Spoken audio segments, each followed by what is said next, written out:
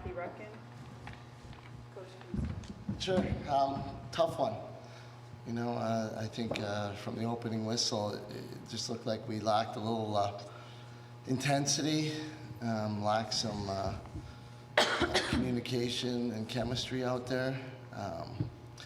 And then we were not flowing between offense and defense. We'd get a stop at the D end, and unfortunately we wouldn't capitalize on that stop down the O end and kind of dug a big hole and never really got that run that we've had in the past where we get a little spark and we make a play and make a run. And then you play a very good team like Notre Dame who, is fighting for their lives after coming off 3 losses in a row, and they came in here with tons of energy and fired up and kind of back against the wall and got the best of us today. Good thing is the season's not over. It wasn't a playoff game. It was a conference game. Just gives us more to work on and the idea of what we need to do to be successful down the road. So we'll get back at it tomorrow. We don't get much time to dwell on this. We get to move on to a very good Princeton team next and have some fun with that. Gary, in the last 4 or 5 games, I think you guys are averaging 16 goals allowed. Just defensively, what would you be different out of the team? What do you see as kind of the common problems? Well, today wasn't that bad. I think that one's kind of on the offense today because they got stops when we needed stops, and they did a nice job, but we didn't help them out at all because we didn't go score, so it goes back to a draw. We'd go down the other end, give the ball back, and they'd have to play defense again. Go down, give the ball back, go play defense. So I actually didn't think our defense was, they played pretty tough. It's just when you keep giving the other team opportunities to score, it makes it very difficult. So I thought we played a little better on the defensive end today for sure. And, we're making some adjustments there, and we're going to work on it and get better. Notre Dame really was able to control possession for most of the game.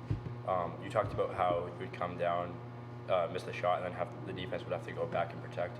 Why was Notre Dame able to just generate so much offense and able to control so much possession? Well, they took, they were taking 60 seconds off the clock and waiting for the last 30 to play throughout most of the first half and making you play some defense. And, we did get a bunch of stops there in that first half. They would go down, we get saved, make a play. But like we said, we weren't playing pressure defense because the clock, allows us to get the ball back. But we just didn't bury anything on the other end. I think we shot, 7 for 30 is just 23% or something. That's not going to get it done. Gary, what was the explanation on Nicole's illegal stick? What was wrong with it? Nicole just made a mistake and her shooting string had come untied, and it was untied and out of the sidewall of the stick. And it's just one of those things that, you're a all-star attacker. It's something you would check once in a while and make sure your stick's good and legal. And if it's tied up and it just came untied, on the shooting string, it was just a simple error, but just an oversight on Nicole's part to just making sure that our stick's good to go. You mentioned the offense. Where do you feel they struggled the most this game? It just really, I thought it was just a lack of being on the same page and communicating and, forcing the ball to the cutters when they weren't open, not hitting them when they were open, getting in the way when we're trying to dodge. Just total lack of being on the same page and flow. But, we can fix that. We'll get better. We'll make adjustments. So Notre Dame scored their 7th goal just a second ago in the first half. How deflating was that to the team? It's tough.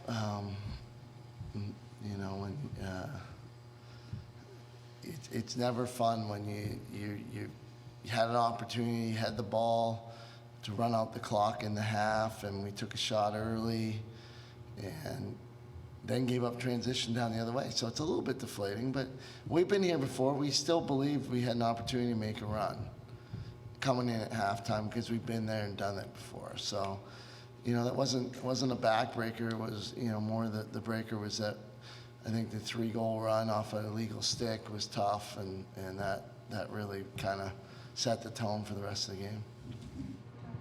For Kathy and Haley, just having to play defense for 90 seconds, and then maybe you guys might have turned it over on the clear, and then having to play defense for another 90 seconds right after that. Just how difficult do you think it was against Notre Dame's offense to just kind of with those long possessions? I'll go first. I think as a team that likes to slow the ball down, Notre Dame did a good job of that, and a lot of that just comes from ownership on our end, getting the ball cleared successfully, and something we always focus on, limiting multiple possessions. So, it's a point we always try to make before a game. Definitely one we needed to do better today. Yeah, I agree. I just think obviously it is tough if we don't capitalize off the clear or off a caused turnover, but on the defensive end, we always need to be prepared to play 90 seconds, consecutively. Expect the ball to be on our end a lot and just step up when we can. Asa, I'm sure you weren't expecting to see 30 shots today. How do you keep going during the game knowing that you're just going to see so many shots, that they just keep generating these long offensive possessions? It's a long game, so I know that I'm going to see shots throughout the game. And if they're firing at all cylinders, then we're just going to step up and keep taking it because we're not going to back down. And I think we're just trying to capitalize on the defense, and if they keep taking shots, we're just going to try to clear the ball more and get to the attack as much as we can. And if it keeps coming down our end, we're just going to keep stepping up or trying to help our teammates. This is just for everybody. Notre Dame was able to really cut back door a lot during the game, able to just find one-on-one opportunities right around the cage. How were they able to do that during this game? Yeah. I think, we always focus on communication, so that's a huge part of how they were getting those open cutters, but also we play a lot of different defenses, so what might look like a backdoor cut to you guys might not necessarily be how we view it. So I think ultimately defense is about communication. If we can step up and do that better, then they won't be so wide open in the middle. Gary, in 2 weeks there's going to be a vote on the kind of the early recruiting rules and contacting players before, I think, September of their junior year. Just what are your thoughts on that? Oh, I'm supported the rules, and it's definitely going to change the atmosphere of recruiting, and who knows how it's going to play out, but it'll get definitely drive it to an older age, which will allow players to develop more before we're recruiting them. So I think it's a positive. Coach Gait, I know 8-3 is not the end of the world, but how much is a learning curve has it been for this team this year? I think this is a great opportunity and great chance to learn a little bit about ourselves, right? How do we respond from a game like that? It's easy to take one on the chin from Maryland or Florida, the best teams in the country. But this is kind of one of those top 20 teams that, with the parity that's going on now, you got to be sharp and you got to play your A game. And we didn't. So we can learn that we got to show up every game, no matter who we're playing, and be dialed in, focused, energized, and we all got to be on the same page. So to be honest, I think we were 8-3 at this time last year with a senior veteran team. So I think we're in the same type of schedule. Actually, this one might even be a little tougher than last year's schedule at this point. And here we are 8-3, same as last year's team. So it's not the end of the world yet.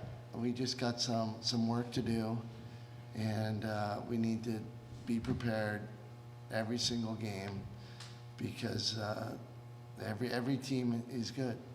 There's no really weak teams guaranteed wins anymore. You got to show up to play, and that's evident when you look at the scores in both men's and women's lacrosse across the board.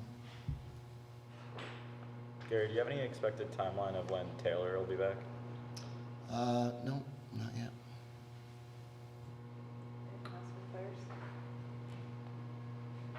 Thank you guys, appreciate it. Thank you.